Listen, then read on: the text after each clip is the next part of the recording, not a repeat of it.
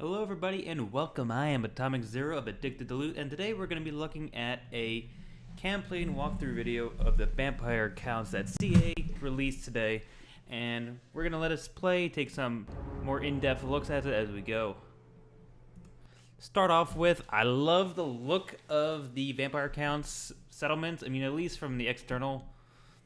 We're gonna here looking at Castle Dragonoff. You have Winds of Magic obviously going down, and Vampire Corruption I would hope would be high, but I just love the look. Very Bram Stoker-esque, very again out of a Victorian novel. So kudos to CA on that one. And also you can see how dark the terrain is from the vampire accounts and with their Vampire Corruption. And they actually, if you looked at the YouTube videos of the siege battles for the vampire accounts that were released by some of the other YouTubers like Jackie Fish, Warrior Sparta, and so on,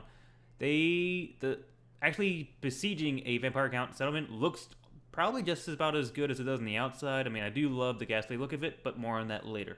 Hello, good evening, and welcome to the latest Total War Warhammer campaign walkthrough video.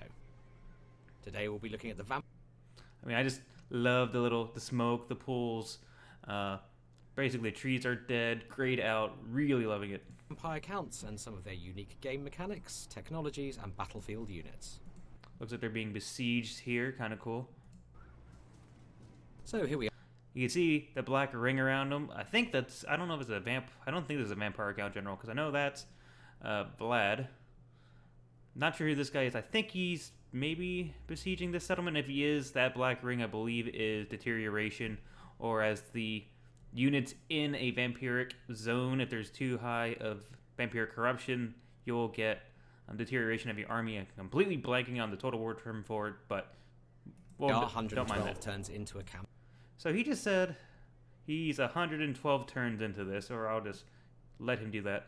Here we are, 112 turns into it. So you have 112 turns into it, and let's look at what they have. So after 112 turns, you have 1, 2, 3, 4, 5, 6, 7 settlements, and they're besieging another one. So potentially 8 after 112 turns. And considering, I don't want to spoil anything that he's about to say, but considering what allegiances and everything else that they had to do to get this far, it doesn't sound like they lost anything to the Empire, so it doesn't even seem like they ever owned this territory or down here. Also, the World Edge Mountains they can't actually inhabit, but you could actually siege it, so they didn't have anything there. So he doesn't seem like he's done much at all. Doesn't seem like he's explored out or anything else. So that's a little interesting. And it still sounds like he had an exciting time, but it's kind of weird that you'd only be managing less than 10 settlements 112 turns in. And we've had some real commotion so far. After planting our flag firmly in Sylvania and dominating the surrounding Vamp factions of Tempelhof and Schwarzhofen, we sort of accidentally went to war with the Greenskins. Now, I actually like that, the fact that just because evil, vampire account's evil, orcs evil, dwarfs good. Did I say dwarfs evil? Orcs evil, dwarfs good, empire good. I do like the fact that you can kind of war and ally with everyone. That is kind of cool. A really neat mechanic. I'm surprised that the dwarves are able to work their way all the way up through the other territories. Maybe they were up higher and then this is just a post result of the Orc Wars. Pretty much every resource we had was poured into beating back the 4 greenskin doomstacks and assorted heroes that attacked Sylvania, and war making the strangest of bedfellows. We actually managed to tie up a defensive alliance with the dwarfs as we had a major, highly aggressive mutual enemy. Okay, another thing that highlight here, the vampire accounts actually can basically backstab their allies, which was this was released in a recent dev blog from CA. So they can actually go against their allies, like unbeknownst, because their vampiric corruption can extend into their realm with really not hurting any type of, not having any type of diplomatic retribution. So if you see here, he's friendly, but they're actually doing enough vampiric corruption to the settlement to actually deteriorate it. So it's actually going down, which means that maybe after enough turns that this could actually revolt, have rebellions, and basically could make itself could basically make it weaker without ever touching them. So you could really extend it to your allies, make them weaker, and then lay siege to at least the front that you're on. I don't know how far corruption can go. Like if you have a fully enhanced Castle Dragonoff, if it can actually go out to the boundary, if it can just go out maybe a little bit in the Zufbar here. but that remains to be seen. But it's kind of cool. Aversion, trespassing, war against officer mark. It's still a little. Maybe it's not completely vampiric corruption, but I know vampiric corruption is adding into this. And you can see here 20% vampiric. So that's kind of cool. During that period, the dwarfs also confederated with Zufbar, nearly doubling their settlement and army count.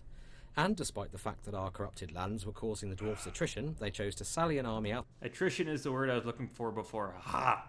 Of Zufbar to help us out in the defence of Waldenhof here. As you can see, the dwarfs now form a solid buffer between us and the greenskins, and they've been steadily rolling them south since.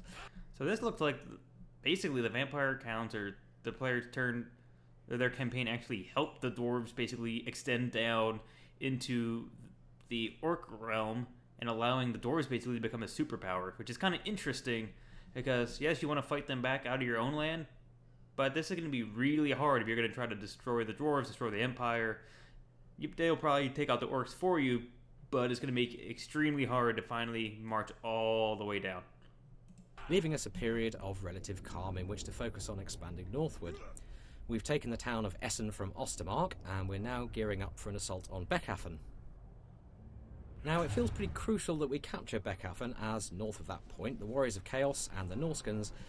I love this, it looks like anytime Chaos captures a settlement or maybe raids a settlement, they get a little Chaos portal. That's really, really cool. I like that. And then you can also see the difference between vampiric corruption versus chaotic corruption, which is a pretty cool gameplay mechanic. I know they both look dark and dingy. There's a little differences for Chaos, but it at least makes the map in of itself evolve as you play. I think it's just one more little benefit to the game, one more little mark of immersion that you could really get with the historical titles. Have been unleashing all hell, with armies of the damned pouring out of the Chaos Wastes.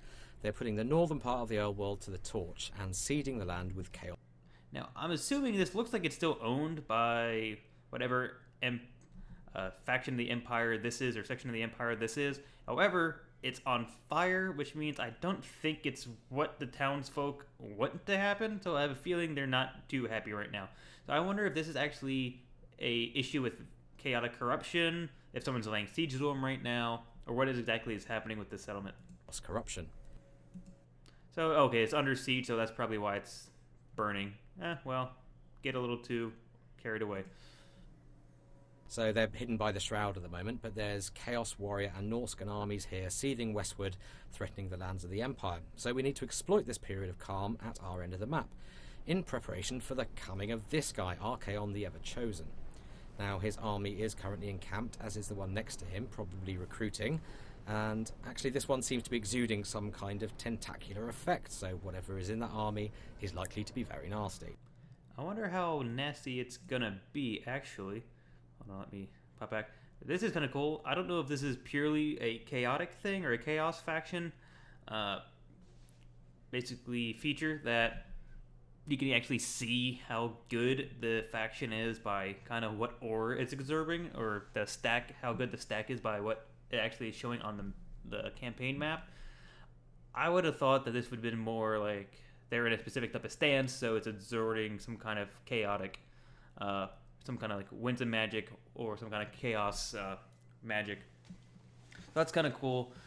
Really wondering if this is just like one, like the stack's full of just monstrous units, or if it's filled with some kind of specialized character, but that's remains to be seen. Also, you can see the Chaos Waste behind them. Absolutely just looks like one hell of a place to be in. And actually this one seems to be exuding some kind of tentacular effect, so whatever is in that army is likely to be very nasty. So yes, Beckhafen is the point at which we're aiming to draw our line in the sand and mount the stoutest defence we can muster. After that, hopefully we can beat the Warriors of Chaos back from whence they came. Now, if we look at our objectives, one of our key victory conditions is to bottle the hordes back up in the Chaos Wastes and ensure that Archaon himself is at least... I do like the fact that you can pop back and forth between a short campaign and a long campaign without having to specify it at the start of the game. Pretty cool. ...wounded. Now that's going to take some work, some powerful armies and some clever military manoeuvring. Our short campaign objectives also require us to knock out the Empire, which is no mean feat in itself. If we wanted to play for the long objectives, however, we'd also have to take care of Bretonnia. See, this is what I was talking about. You have to take care of the Empire, the Dwarves, and Bretonnia. Also have to get Chaos to go back to the Chaos Waste, and you have to wound Archon the Ever-Chosen. So, definitely a much longer campaign, and with how strong the dwarves are getting, this is going to last a very long time. And tackle that increasingly vast dwarf empire. In terms of military might, we have a few armies in the mix, but less than we did have. After a recent and rather costly drive to max out our city development, we now have... I really do like this little quick select. Really cool. I guess it has the, general of the unit and any hero within the unit. Access to some of the highest tier units in the Vampire roster. Checking the building browser in our home city of... So let's see what we got here. We got a growth, surplus growth, tax province. So I'm trying to figure out what exactly the currency here is. Looks like some kind of screaming ghoul, and I can see, okay, public order it is. Corruption, mostly vampiric sub. I'm assuming this is chaos, and they have some additional benefits down here. Castle Drakenhof, you can see that we're now capable of recruiting Terrorgeists, Svargolfs, and Hexwraiths. We're currently in the process of replacing... Okay, let's see. Let's back this up a bit. Maybe we can actually get those Terrorgeists. Okay, flying, armored, armor piercing, cause terror. I think we've seen those in the siege videos. And Hexwraiths. Vargolf, awesome little melee monstrous unit that you can use actually to beat down the gates. Let's see. Yeah, interesting, but pretty. I mean, good stats. I mean, a real high health for a single unit. Good weapon strength, but I mean, compared to a hero, which I guess you would expect, it's much lower than like a hero character. Binding Circle, Lodestone of Darkness enables hero recruitment, Right King, hero recruitment Banshee. I mean, Banshee's, I think they actually labeled it as a melee unit when in tabletop it actually was a range unit. Right King, once again, probably just a very strong melee unit. Another capacity and more capacity. Recruitment of Hex Race and Karen Race. Okay, kind of cool. Currently in the process. Hex Race. These are the ones we saw the ginormous size in the siege video of. Oh my god, I'm blanking now. Aldorf. There we go. They're really cool.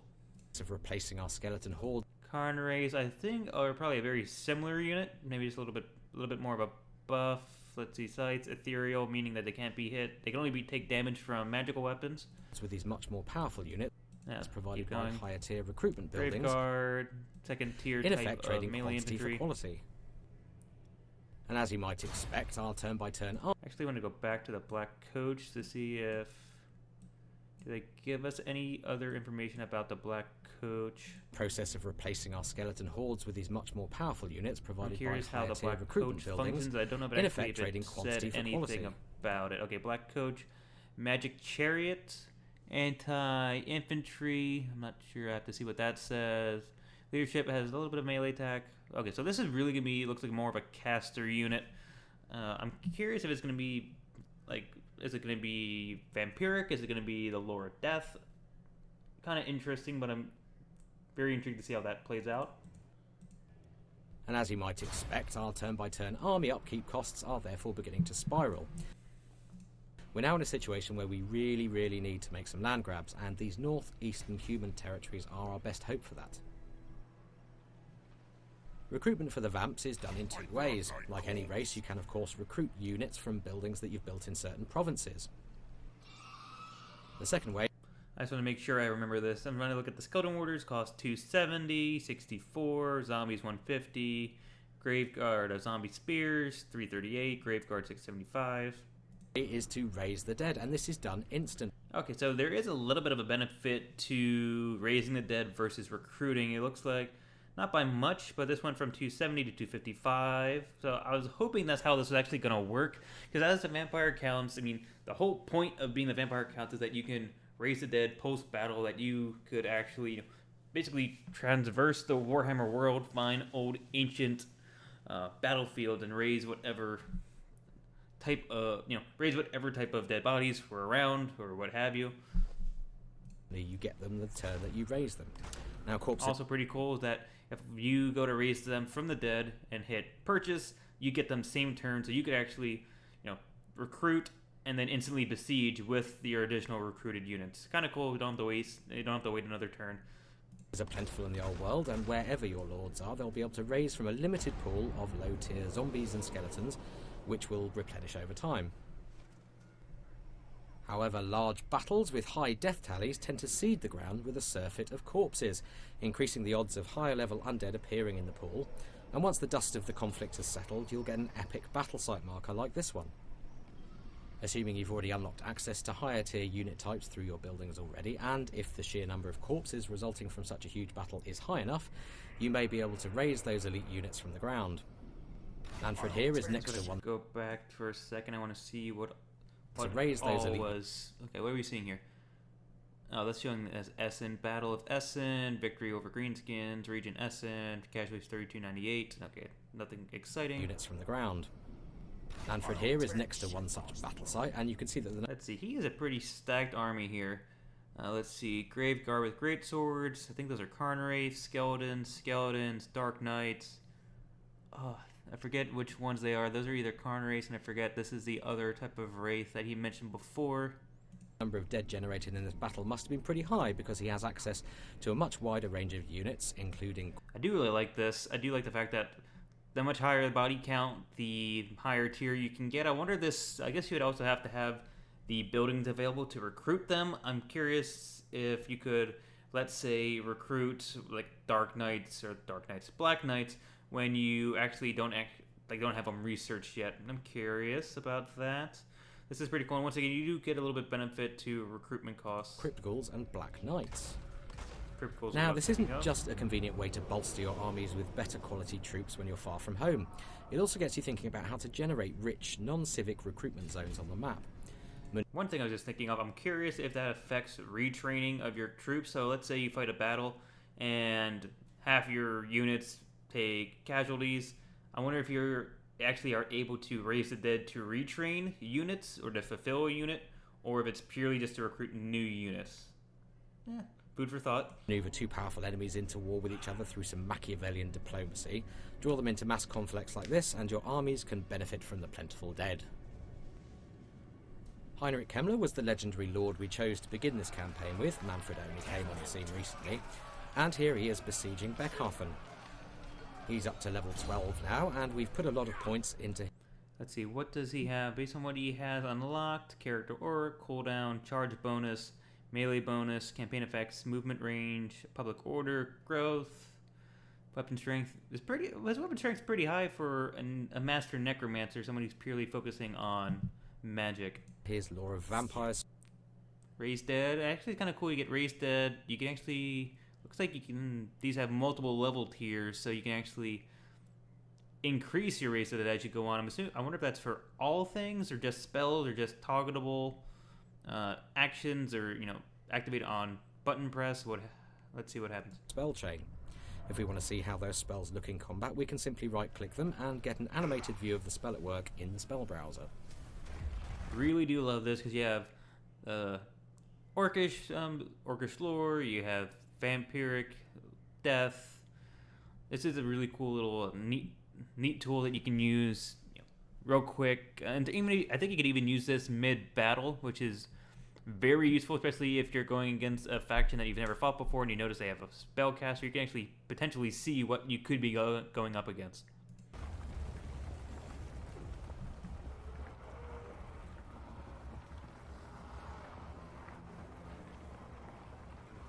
I just noticed something. You can't you can't put them on a wall, so I guess that makes sense because no one's going to be embedded into the wall. Okay, I was just thinking from a tactical standpoint, it'd be kind of cool if you could put them on the wall. On the character details panel here, you can manage the various magic items wielded by your lords and heroes. You can assign any items you've won to the currently selected character, though if an item is already assigned to someone else, you'll of course get a warning to inform you. Technology-wise, we're making good progress researching the 4 vampiric tomes. The Book of Archon here brings... So you can see, this is kind of... We have the vampiric technology tree, and they actually work on the various books, I'm assuming, of... Oh my god, I can't even remember. The necromancer that founded the vampiric... Oh my... Nagash? Yeah, I think it's Nagash. So it looks like they have the 4 books on Nagash here, which actually would filter into their technology tree. Buffs to zombie and skeleton units, along with Graveguard and Black Knights. De Noiro's blasphemous bestiary brings improvements to various bestial units such as Fellbats, Direwolves and Vargeists.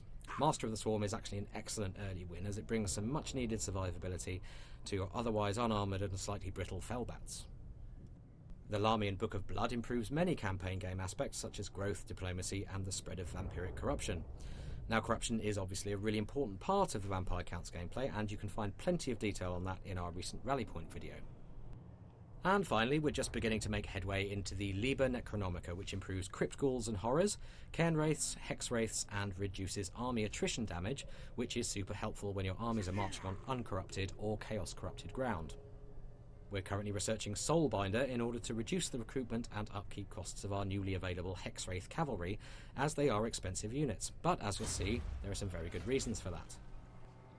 Among other fearsome high-tier undead units, Manfred is marching with some Hex Wraiths in tow, so let's take a closer look at them. I think I called him Vlad before, but it's Manfred. Vlad was his father.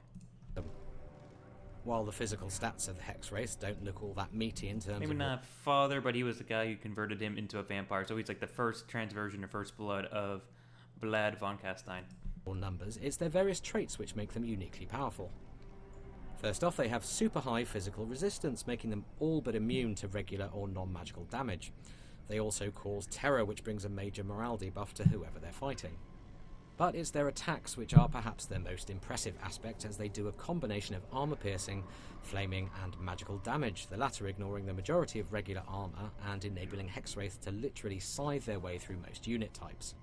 In short, these are some of the best cavalry in the game, and that is reflected in their high upkeep. Interesting. Looks like the resources they use to recruit and upkeep their army is called Dark Magic, very Vampire Countish. And Manfred is also fielding a Terrorgeist, and this really is the pinnacle of the Vampire Counts roster.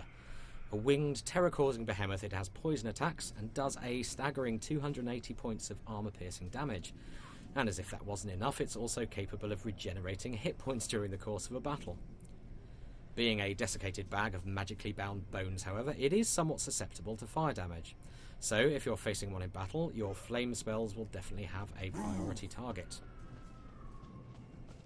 Okay, we're going to leave Heinrich and the Vampire Counts there for now. Tune in again soon when we'll be taking a closer look at these terrifying high-tier undead units in battle.